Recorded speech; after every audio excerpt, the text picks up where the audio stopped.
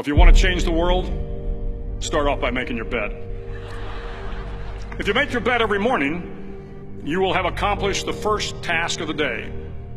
It will give you a small sense of pride, and it will encourage you to do another task, and another, and another.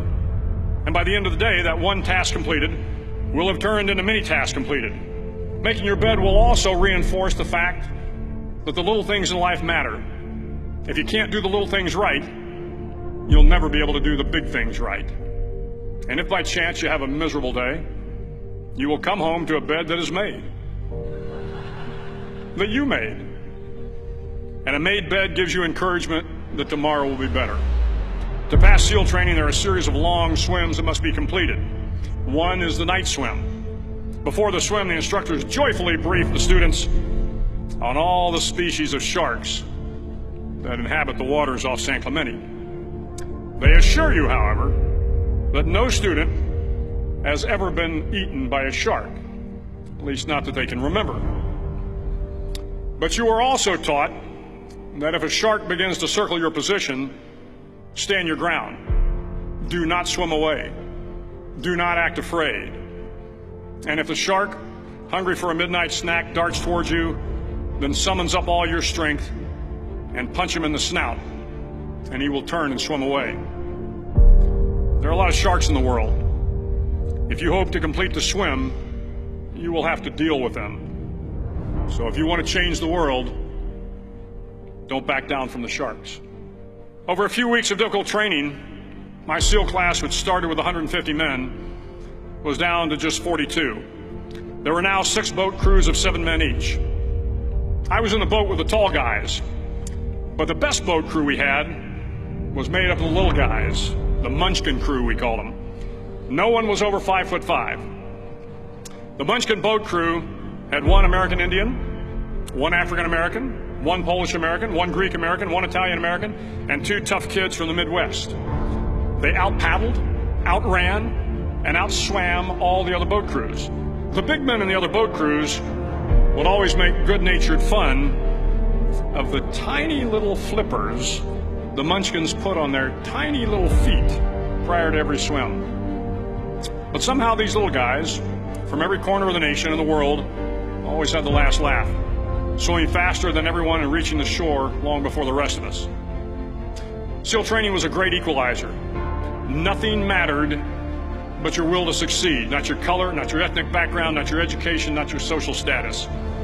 If you want to change the world, measure a person by the size of their heart, not by the size of their flippers. The 9th week of training is referred to as Hell Week. It is 6 days of no sleep, constant physical and mental harassment, and 1 special day at the Mud Flats. The Mud Flats are an area between San Diego and Tijuana where the water runs off and creates the Tijuana Sloughs, a swampy patch of terrain where the mud will engulf you. It is on Wednesday of Hell Week that you paddle down to the mud flats and spend the next 15 hours trying to survive the freezing cold, the howling wind, and the incessant pressure to quit from the instructors. As the sun began to set that Wednesday evening, my training class, having committed some egregious infraction of the rules, was ordered into the mud. The mud consumed each man till there was nothing visible but our heads. The instructors told us we could leave the mud if only 5 men would quit. Only 5 men, just 5 men, and we could get out of the oppressive cold. Looking around the mud flat, it was apparent that some students were about to give up. It was still over 8 hours till the sun came up. 8 more hours of bone-chilling cold. The chattering teeth and the shivering moans of the trainees were so loud, it was hard to hear anything. And then one voice began to echo through the night. One voice raised in song. The song was terribly out of tune, but sung with great enthusiasm. One voice became 2, and 2 became 3, and before long, everyone in the class was singing.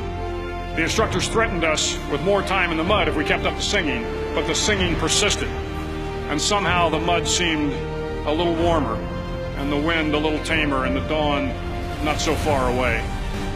If I have learned anything in my time traveling the world, it is the power of hope, the power of one person, a Washington, a Lincoln, King, Mandela, and even a young girl from Pakistan, Malala.